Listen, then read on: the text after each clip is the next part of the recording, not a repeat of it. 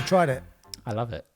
I do. I wish I could play it more, but access to courts where I am is low. In all honesty, the time I have is limited to just go and spend an hour and a half playing paddle. And the cost puts me off a little bit, to be honest. That's the same thing I keep hearing from a lot of people. You know, that's why I don't mind playing it once in a while, and I wish I could play it more, but I don't want to be spending £20-30 a week to go and play once or twice a week. It's not. It would be great to be able to go to the home of Pickleball and Paddle. Yeah. You know, you got Franklin Centre, which is regionally you can get stuff there, and then you can go down and you could have a night of pickleball and pickleball and paddle. I think that's great. There you go, a bit of marketing, pickleball and paddle night. You know. I think that's great. And we'll chuck a burger in, you know. But, you know, it would be great. They're all complementary. But again, this sort of leads me, I know there's still the governance of pickleball. For sure. You know, and that decision by the LTA or Sport England got pushed down the road to September, but we've gone past September. Yeah, there was a Times article the other day saying... basically like detailing it again, I think, and they seemed to think a decision could be made or published as early as this week. This is Sport England. That was in the Times, so I don't know where... Sport England make the decision. Sport England make the decision, correct. Because technically pickleball isn't a recognised sport in the UK, isn't it? Not until it's got an official governing body. Yeah, it's a strange way you can't get any funding it's a strange way Sport England to do or whatever, which is really bizarre, isn't it? It is. It's, you know, it's been a hot topic now for 18 months. And do you have a fence that you have sitting on? Yes. So I categorically think that it should be given to Pickleball England. I think anyone who can't see the amount of work that's been done. I was a part of Pickleball England before I started my own thing. So slightly biased. But I can't see why anyone could look at what Pickleball England has done with events, with the new coaching courses, with leaders courses. The evolution of the game in this country. Exactly. It all started there. I don't know how Sport England can look at that and go, right, we've got that option, or we've got this option, LTA, who have put pickleball on their website.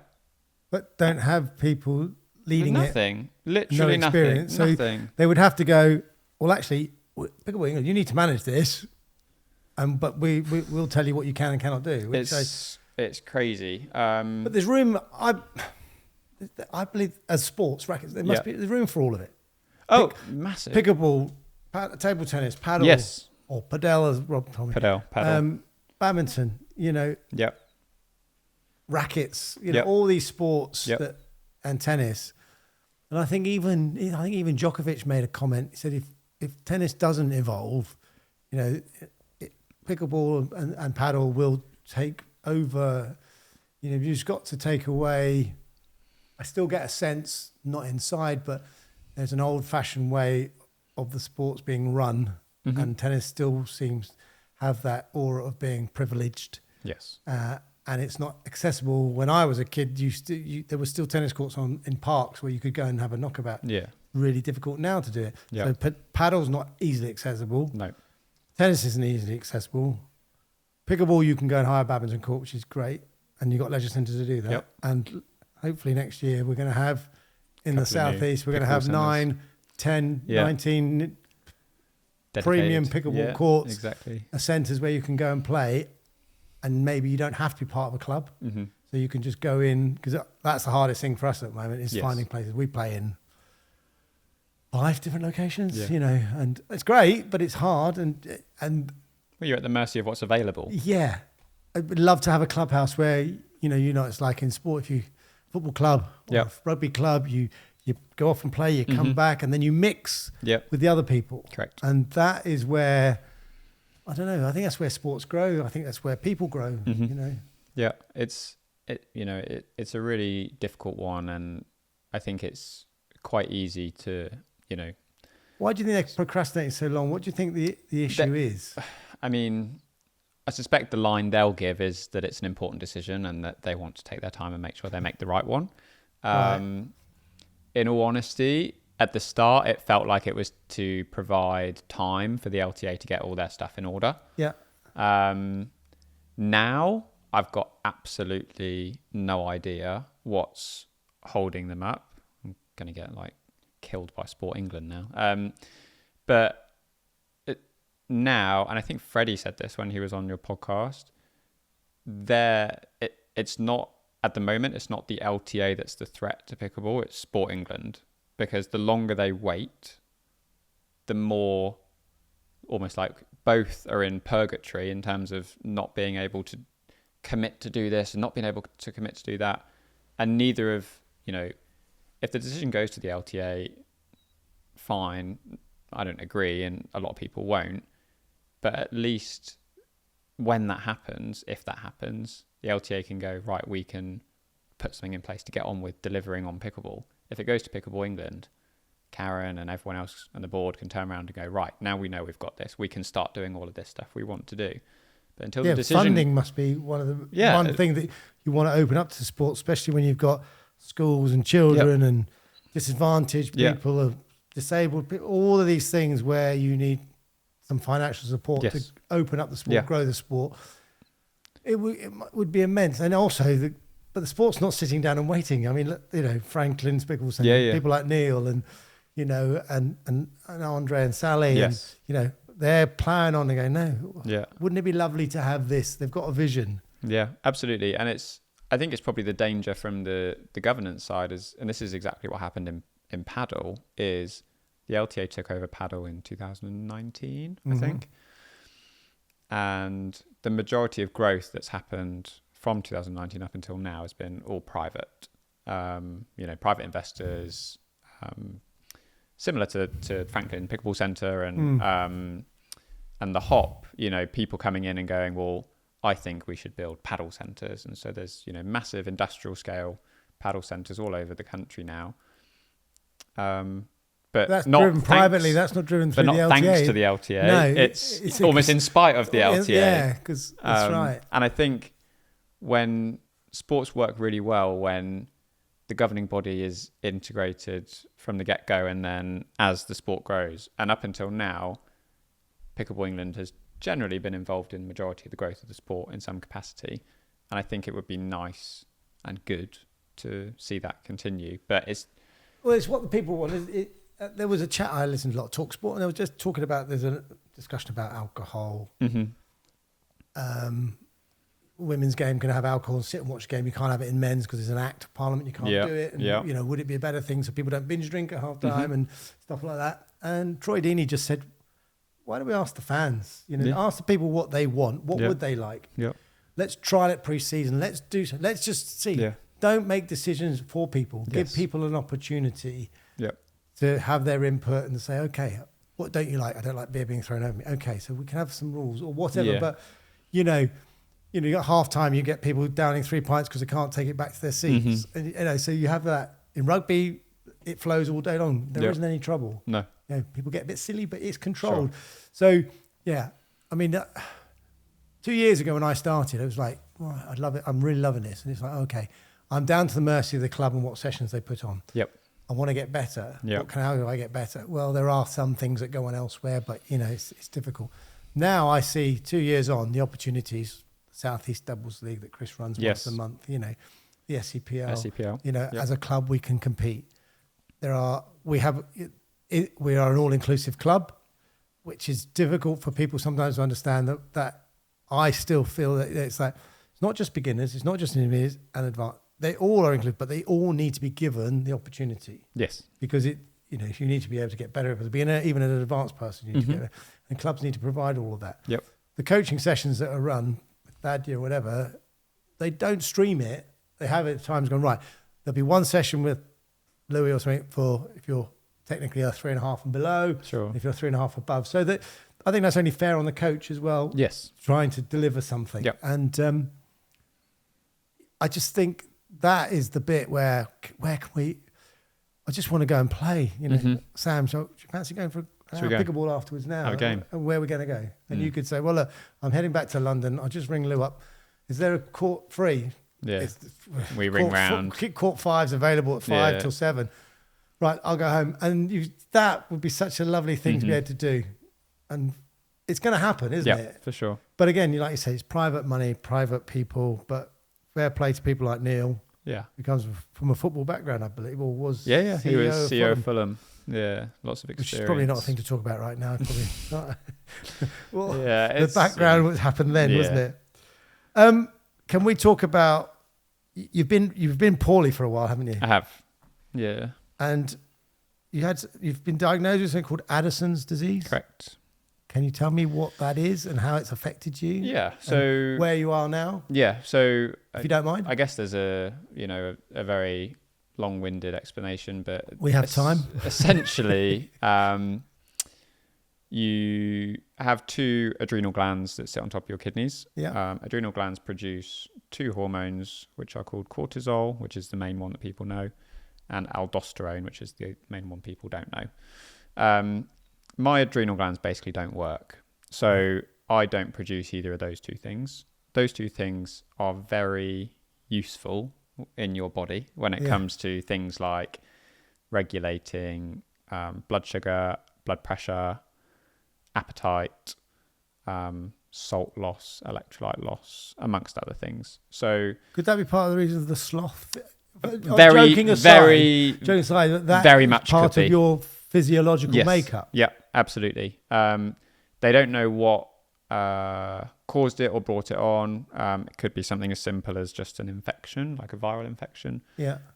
It could be something that's just developed over time. They don't know.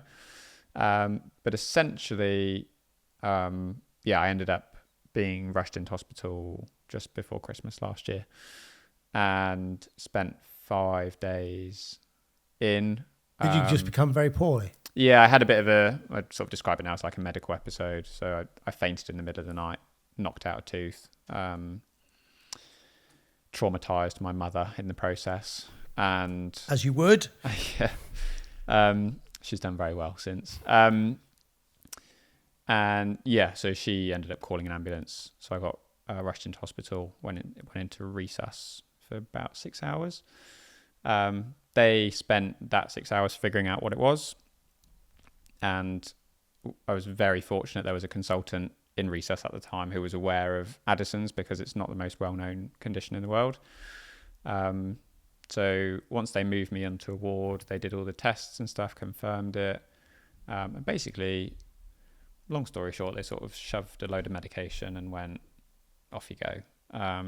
So it's very much a case of you have to learn as you go. So I've done like a lot of reading on what it is and why it happens and what the effects are. So now, I guess fast forward to now. So I take 3 tablets a day. Steroids. I have to do that for the rest of my life. They basically essentially keep me alive, which makes it sound very serious. And when I forget to take one, then everyone goes into a bit of a panic. Do you feel the difference if you don't take one? Then? So I have to take them like morning, noon and evening. Right. If I'm half an hour late on one, then I can feel the difference. What, your energy levels? Energy, just general feeling. So I have to be... We better not drug test you when you're playing pickleball. No. I'm waiting for... make sure this is not on the banned substance list. For WADA to come in. All your medals... expunged. Sam have now been expunged. Literally. Yeah. So essentially what it means is I have to be very careful with any situation that puts my body under stress. So whether that is something as straightforward as a routine visit to the dentist, which some people find really stressful. Yeah. Whether it's playing pickleball in a warmer climate, anything that is potentially going to stress my body, I have to figure out, compensate for, and plan ahead for, basically. So hence why I've not been competing as much. I'm sort of getting back to it slowly. But I guess I guess that's more the long story. The short story and the way people recognize it is essentially I don't have adrenaline, which is where the sloth thing perfectly fits in. But also adrenaline is something you need to release as well when you... Yes. Because they say a lot of these kids that play computer games, they don't release adrenaline because they get really frustrated and stuff. Whereas if you're running around on a full pitch, it's a natural thing that you release. So you don't get that when you're running around. No. So I think that's why to a degree I'm not sort of remotely competitive, because when I get in that situation, I don't like... So if there was £1 million on match point, you probably wouldn't be that stressed, would you? No, I don't have that physiological response. Doesn't happen. It's probably good to have in pickleball. You'd be quite calm, isn't it? It is. But equally, it works the other way around as well, right? Where because some people go, oh, I wish I didn't stress. I go, you don't. No. It's something you really want it. Because you stress, you then get the physiological response. Yes. And you're better set up to be in that stressful situation. I have to, provide myself with the response by either taking more medication or having it beforehand. You have to watch what you eat now, nutrition-wise. Not at the moment. No. That was my main worry when they told me, because there was something about carbs online, and it said like, don't eat too many carbs, and I was like, that could be the end of Sam, because but actually, Sam, pasta, bread, too many carbs aren't good for you anyway. I know. From a sporting perspective, when we've been looking at me and my wife, it's like too many carbs, too much bread, too many. There is a balance, isn't it? And I know. But I was worried because I was thinking they were going to say like, you need to lay off the sort of, well, complex carbs are fine, but the simple carbs but luckily they didn't, because I basically live on pasta a lot of the time because I energy travel. Food though, isn't it? And it's so my day-to-day now is very similar, I guess, to how it was before. I feel a lot more energized generally, but equally understanding what was wrong with you obviously must make a difference. Yes, it does. From a mental point of view. Yeah. So one of my friends that you spoke to, Lou, before we knew what was going on, she would always basically describe me as like really lazy. And don't get me wrong, I'm quite happy to sit around and do nothing, but there's a big difference being fatigue lazy is a huge part of this. So even last night I was playing pickleball and I was a little bit late to have my last tablet of the day, and after about an hour and 20 minutes I was like just felt like I needed to sit, lie down, go to sleep. So I just had to stop playing. And I think that the important thing for me is, provided I do that, then I'll be fine. You need to have to manage yourself. Yeah. I just need to know, and people now around me know that as much as I don't want to let anyone down in any capacity, if I need to stop, I need to stop. And there's nothing. You think it affected your mental health for a while? Potentially. So before I went into hospital, I was ill for about 6 weeks, and I was in a bit of a, I guess, vicious cycle of no energy, so not doing anything, therefore not eating, so no energy, not doing anything, round and round and round. Round and round circles. So I was in the house, literally on the sofa for about 6 weeks. I wouldn't say like I struggled too much with the mental health side. It was more a case for me of, I was just getting really annoyed with the fact that nobody, GPs, no one was figuring out what was wrong with me. Until you had an episode. Until I had an episode, which in a weird sort of way, it had to happen like that because they weren't going down the right route. But is that because Addison's not that well known? Yes. So I think I went to the GP 3 or 4 times, and you can blame them, you can absolve them. It's irrelevant to me now. But they didn't pick up on it. I think I had 3 different people, and they didn't pick up, the list of symptoms. So I think that shows that it's not at the forefront. So that's why, and we had this conversation again beforehand. That's why I'm happy to talk about it, and I want to talk about it, because the more people talk to me about it and ask me about it, the more, even just knowing the name, or knowing, simple stuff, but important stuff. So in my bag, I have to carry an emergency injection kit around with me just in case something happens. A bit like being a diabetic, I suppose. Exactly. Yeah. Or like an EpiPen for anaphylaxis. Yeah. But yeah, the more people that are aware, the more people read a little bit about it, the more people will know what to do if suddenly something happens to me in the middle of a pickleball event. And have you got actively involved with Addison? Is there an Addison's group or society? Yeah, there's a charity. So the Addison's Disease Self-Help Group, they're doing a lot of good work to sort of help us manage like day to day, because it's not that well known. You need people on your side, and you need somewhere to go to. But they're also working on, the different things, like almost like with diabetes, having a monitor that you can monitor your cortisol level. Yeah. So you start to understand when it goes up, when it goes down, when you need your next medication and all that sort of stuff. And also like an auto injector for the injection, because at the moment I've got like a little vial of powder, a little one of water. You've got to attach a needle to syringe and mix it. And it's very archaic, but it's because it's not that common. So there's not a lot of money. It needs research. Exactly.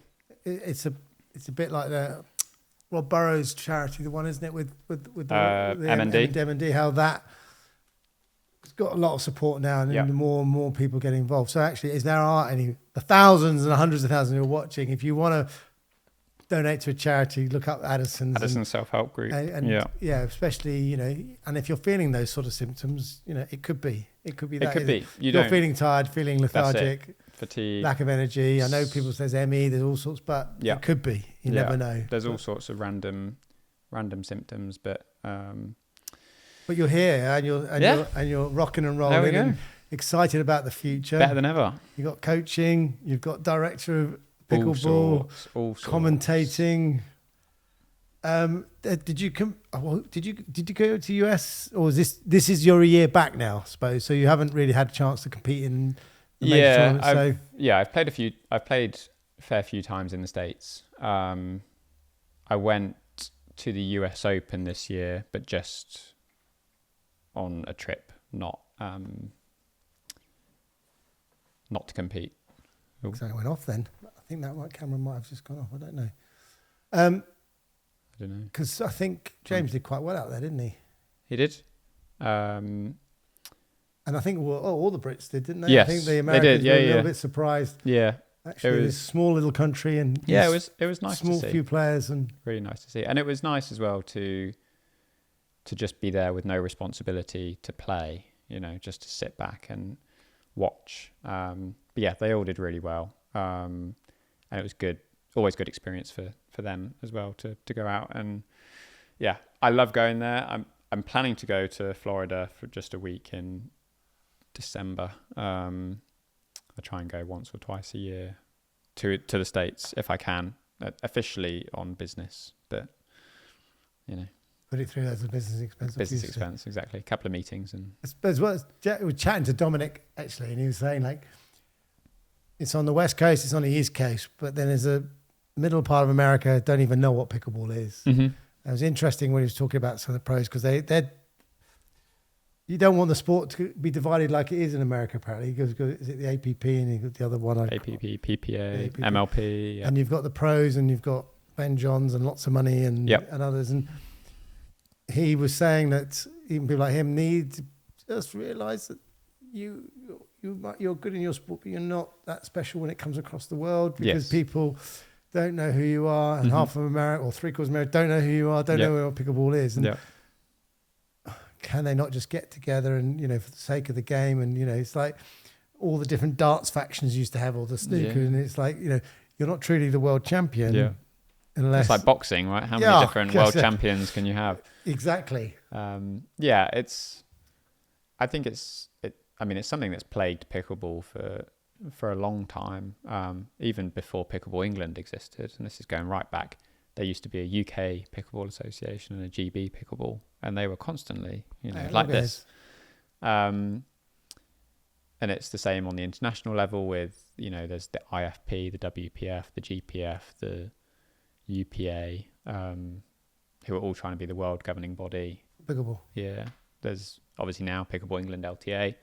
And this, it's happening all over. And it's a shame. I agree with you. It's a shame. And I wish that it was as simple and as easy as just, almost like this, sit down, have it out and see what happens. But I think because people see such a big opportunity in pickleball, has there been a world championship yet? There's been a tournament which has been called the World Championships. What, in America? One in America, and then I think they've had it twice in Bali. Right. I can't attest to the fact it's an actual World Championships, but it was called the World Pickleball Championships, yes. Okay. You can take with that what you will. No, I know, because ultimately there's got to be that, isn't it, where you're crowned the world champion singles or the doubles pairings or whatever, like, the tournaments or the Grand Slams. Will it end up like tennis, 4 Grand Slams a year or whatever?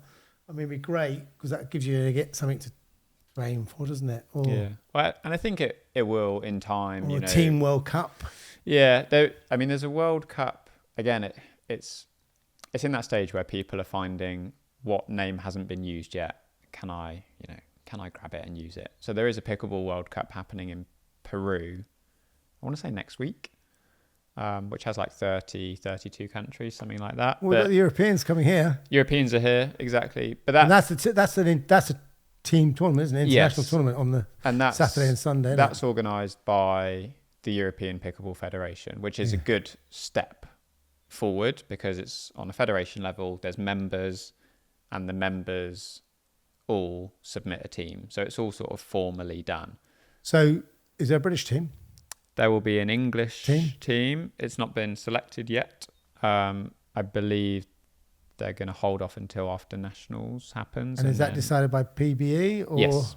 So there's a selection committee. Can't tell you. Not as in I don't know. Who's the selection committee? Who's on it? I don't know. And will there be a Welsh team, a Scottish team? Welsh team, Scottish team. Will that be picked through PBE as well? Irish because team. At the moment, are there other Scotland boards? Yeah. So Pickleball Scotland have picked theirs. Ireland have sorted theirs. Wales, I don't know because they're still in the infant stages of setting up Pickleball Wales. So I don't know what they're doing. So is PBE just jurisdiction England? Yes. So will there be, I suppose, I don't know whether that applies with LTA, because they look after tennis in Scotland, Wales and everywhere else. Will there be a UK Pickleball governing body? Good question. To bring everyone together, because we are a united kingdom. We are. We hope. At the moment. Yeah, or a Great Britain, Yeah. It's a good question. I think is it worthy of one? I would say yes, in terms of things like sharing best practices. Yeah. More that side. I think then you can have, cross-body work that goes on because that there are areas that overlap and things like that. But also longer term, and I'm by no means saying this is going to happen anytime soon, but if you look towards something like the Olympics, then we can't compete as England, and this is where we fall down in football. Yeah, we have to be Great Britain, isn't it? And we can't agree on anything. Exactly. So I think from that side, there is there's benefits to the individual bodies to come together, and then I think longer term that's the implication. Oh, because it'd be great, wouldn't it? Can you? So I mean, I think we're getting close to a long time. Where do you see, or where would you like the game to be in say in 5 years' time when we have your 30th really all dancing birthday party? Big. 2 curries and a Chinese, and a festival at the Franklin Pickleball Centre, so the Sam Basford's birthday bash. That's good. Yeah. The SBBB. Exactly. That'd be good. Yeah. Hosted by Lou Stevens. Has to be. Yeah. The MC. No, but on a serious note, where would you like to see the sport in the coming years? In England or just in general? England, yeah. I mean, close to home. I think we should always start at home, I think. So I think what I would like to see is plenty of dedicated pickleball facilities for starters, and pickleball courts in other places. So tennis clubs, things like centre parks, having pickleball courts. To me, that would be really cool.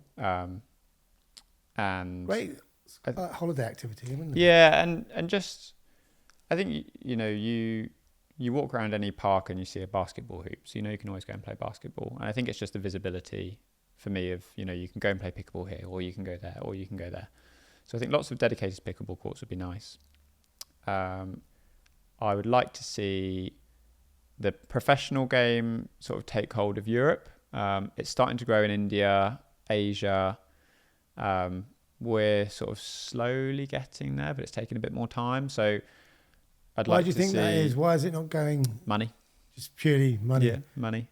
Big investment in India. I met a really nice man. I think he's behind it all in India at the Open. Pran, it might have been. Maybe him or whatever. Or there was Hitman, was he? He was a really nice guy. He introduced me to this chap. He said, you must get him on your podcast. Yeah. He said, this man, he's also a Bollywood director. Oh, Shashank. Shashank, that's the guy. And he was really nice. I met him and he said, you must. He said, he is doing so much for pickleball in India. Yep. And he said, behind cricket, pickleball will be the second biggest sport in India after cricket. Yep. And it's growing and it's massive. And you could see even the number of Indian players that came over at the Open, their skill levels, and because they've always been good at racket sports. And they, Pakistan was always squash and stuff like that. So that's great to see. Yeah. And I think that it's only a matter of time. Pran has just launched the Pickleball World Rankings, and alongside that, the World Tour. So he's now looking to different areas of the world. I think he's not got a flooring guy, is he? Pran? Yes, the Pickleball United. Yeah. He's the guy who does the floors. Yeah. So I think he's put in or scheduled for a tournament in Spain next year, and then also the PPA is doing a tournament in each continent next year. So they're going to do one in Europe. And I think that's when we'll start to see pickleball taken seriously in our own country and everywhere else. And that's when, where I would like to see it go is then it all ties in. So then you've got our European Championships feeds into your World Championships, because there's also an Asian Championships and America's Championships, South American Championships and African Championships. And I think that, to me, is... For me, the future of pickleball is in team events, not in doubles, singles. So if I could paint my ideal world in 5 years' time, it would be that. Please do. It would be that, and it would be, everything linked up, almost like you said, where everything's sorted out. So there's one body, and it's all linked, so that from the ground up you can see, how you get started. This is how you improve. This is how you compete. This is how you could become part of Team England. This is what happens when you get to that stage. Yeah, and I think grassroots in any sport is the most important bit. And I don't think we have a grassroots in this sport yet, because it fundamentally it is an older genre that's playing. Mm-hmm. You are one of the younger guests, and we need more youngsters, and we need even younger youngsters to get involved. And we still have, even football's so well played in this country, but even grassroots football is still all done by volunteers, and there is no strategy of we must all sort of play in a certain way, and if you keep feeding up the pyramid, you might just push it all the way to the top, so that's the way we play. Other countries, I think, do it better than we do. But it'd be lovely if that was, I don't know, you had a regional. I know we've got regional directors at Pickle England, but I don't know, you're linked to 5 or 6 schools, and you're helping them develop the sport and bringing coaches in to teach kids, because you only need an hour or half an hour, don't you? You don't need a lot. That's it. Hey, well, maybe. And then SB Pickleball. SB, we'll see what happens. I would... Employing hundreds and thousands of people. We'll see. All those coaches that go through the level 1, they'll be coming to me. Is there anything above a level 2? Not at the moment. No. So... In all honesty, we're sort of trailblazing a bit with the level 2, because it's not really been done Right. before in pickleball. There's the IPTPA level 2, which is very surface level assessment. I think PPR have just released level 2, but it seems to me like we're really like going out on a limb and trying to create something that's not been done. So, which is very cool, but very scary. But so what it means is for now we'll focus on the level 2, and then depending on how things progress, we'll maybe consider what that next step looks like. And I suppose one other thing you might want is Villa to win the Champions League this year. Yeah. If. Right, well, they're in it. Do you know what? It's been, I mean... You go every week when they're at home? I do try. It's been pretty much a terrible 15 years to be a Villa fan up until the last couple. And I always said, like, if we get into the Champions League, if I go to a Champions League game, I hear the anthem at Villa Park, I could very happily never go again. Well, the Champions League anthem, yeah. And I was at the Bayern Munich game when we wow. won. What an atmosphere, which it was honestly, it was just like, actually can't describe it. It was surreal. Cracking goal. Really good. Down my end as well. Were you looking at it? Yeah. So it's a journey. And if there's one thing that two things. If there's two things I love more than pickleball, then Aston Villa is probably one of them. I put the other one in there for my family and friends. Of course. Clever. That was obvious, but I had to say it. I had to say it. Yeah, just in case they do watch. Exactly. Yeah. Love you, Mum. Yeah. Yeah, but yeah, Dad, it's been a crazy journey almost, but I wouldn't have it any other way, really. I think there's something really cool about supporting a team that's not always going to be doing well, and you take the lows. We almost went into administration 6 years ago, and 6 years later you're beating Bayern Munich in the Champions League. Yeah. So the only thing I will complain about is the ticket prices, because they are just going up and up. Wow. So I'll get that in there. But why not? Yeah. Well, let's hope, as a Liverpool fan and as a Villa fan, that we meet in the final. Hey, and then the best team wins. That'll be the aim. But Sam, it's a pleasure. Thank you ever so much. Thank you for having me. Great. Enjoyed it. Cheers.